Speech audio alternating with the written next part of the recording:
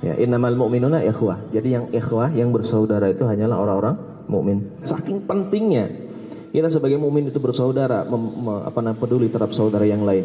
Dalam satu riwayat disebutkan bahwa memperhatikan urusan kaum muslimin, peduli terhadap urusan kaum muslimin, menyelesaikan hajat kaum muslimin itu lebih utama dibandingkan dengan itikaf di Masjid Nabawi. Membantu urusan kaum muslimin, menyelesaikan urusan kaum muslimin itu lebih utama. Ya, jadi kalau berpikir tentang diri sendiri itu tidak ada rumusan dalam Islam. Bagaimana saudara-saudara kita yang ada di India, masjid itu dibakar, Al-Quran itu dibakar. Setelah selesai Jumat kaum muslimin dipukuli, dibunuh. Jadi Allah Subhanahu wa taala nanti akan bertanya ke kita, apa yang kamu lakukan untuk menolong saudaramu di India? Sebenarnya buat kaum muslimin di Indianya nih, apalagi mereka itu sampai meninggal, insya Allah meninggalnya syahid. Buat mereka itu yang di sana dapat pahala tuh luar biasa. Yang menjadi masalah bukan mereka sebenarnya, tapi siapa? Kita. Apa yang kita lakukan coba? Apa yang bisa kita lakukan? Berdoa. Ya Rasulullah tidak hanya berdoa, sampai kapan doa? Coba. Allah akan meminta pertanggungjawaban kita di yaumil qiyamah. Apa yang kita lakukan terhadap saudara kita di India? Innamal mu'minuna ikhwah. Sesungguhnya orang mukmin itu bersaudara. Bahkan dalam hadis disebutkan, la yu'minu ahadukum. Enggak sempurna imannya kalau kita enggak peduli terhadap umat Islam yang lain. Allah akan meminta pertanggungjawaban kita. Dan bukan hanya India, Uighur. Bukan berarti ketika beritanya nggak ada itu udah selesai. Enggak. Sekarang India, entah nanti negeri yang lain, Allah alam, kita nggak pernah tahu. Dan tidak ada yang bisa kita lakukan. Katanya kita bersaudara, tapi ternyata persaudaraan kita hanya di lisan saja. Allah akan meminta pertanggungjawaban kita.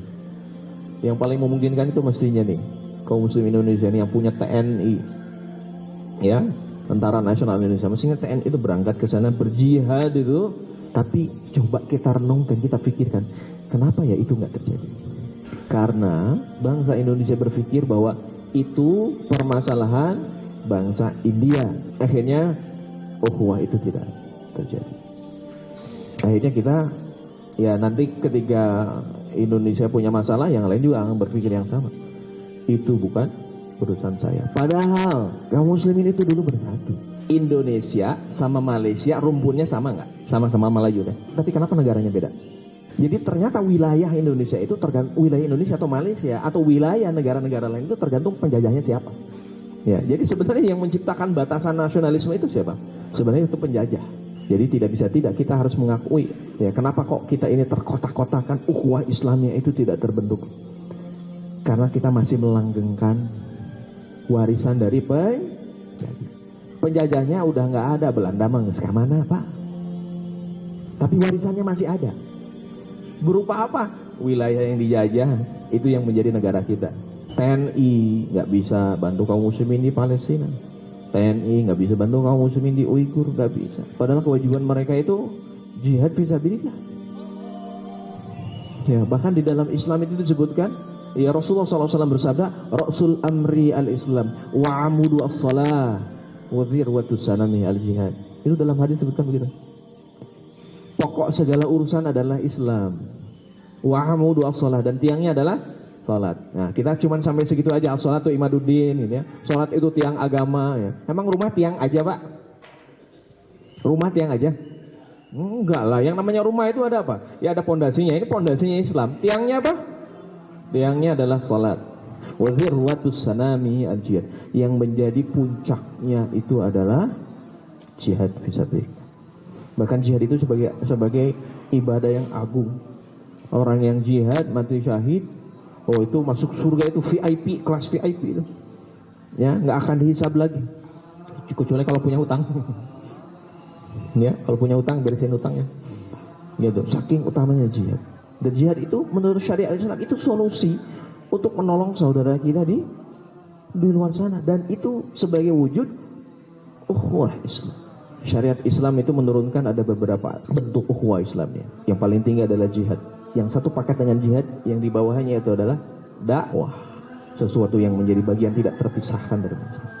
Jadi kita sebagai umat Islam itu nggak pernah berpikir diri sendiri, nggak pernah mikir saya pengen masuk surga sendirian. Ada satu riwayat yang dijelaskan oleh Ibnu Qayyim Al-Jauziyah dalam kitab Dawa'ud Dawa. Suatu ketika nanti, jadi di hari kiamat itu, ya, jadi ada orang yang dimasukkan ke dalam neraka.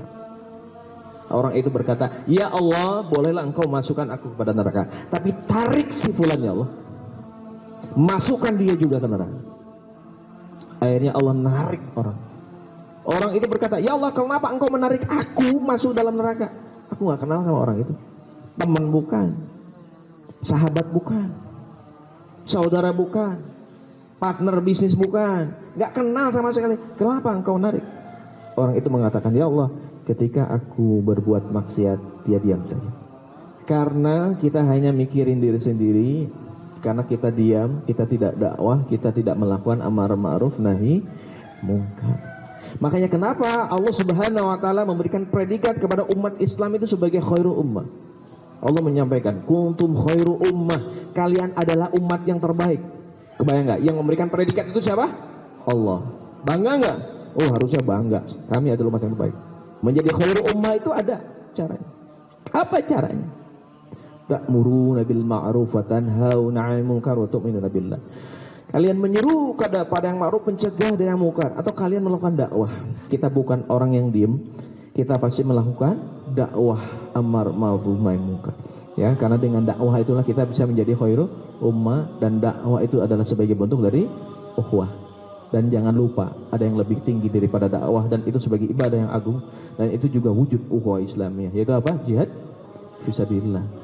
Bapak-bapak jangan takut ya ketika kita menyampaikan istilah-istilah yang memang ada di dalam Al-Quran, ada dalam hadis. Para ulama pun menulis dalam kitabnya. Para ulama itu nulis dalam kitabnya tentang dakwah, tentang jihad, termasuk tentang khilafah. Ada itu di kitab fikih. Tapi sekarang ditakut-takuti. Kaum muslimin itu ingin dijauhkan dari Islam. Islam kita itu Islam parasmanan.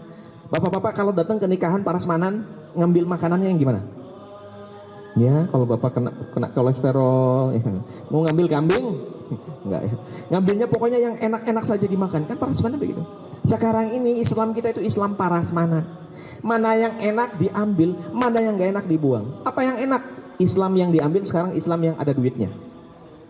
Apa Islam yang ada duitnya? Haji ada duitnya? Oh banyak. Dana haji bisa dipakai buat bangun infrastruktur. Ya, bank syariah ada duitnya? Ada, makanya didukung gitu ya. Zakat, infak, sedekah ada duitnya, ya justru itu duit, makanya diurus. Ya, kalau potong tangan ada duitnya? Nggak ada, padahal di alam Al-Quran ada gitu. Dan lain sebagainya. Masya Allah. Semoga Allah Subhanahu Wa Taala memberikan rahmat kepada kita. Mohon maaf jika ada segala khilaf. Jazakumullah khairan katsiran. Wassalamualaikum warahmatullahi wabarakatuh.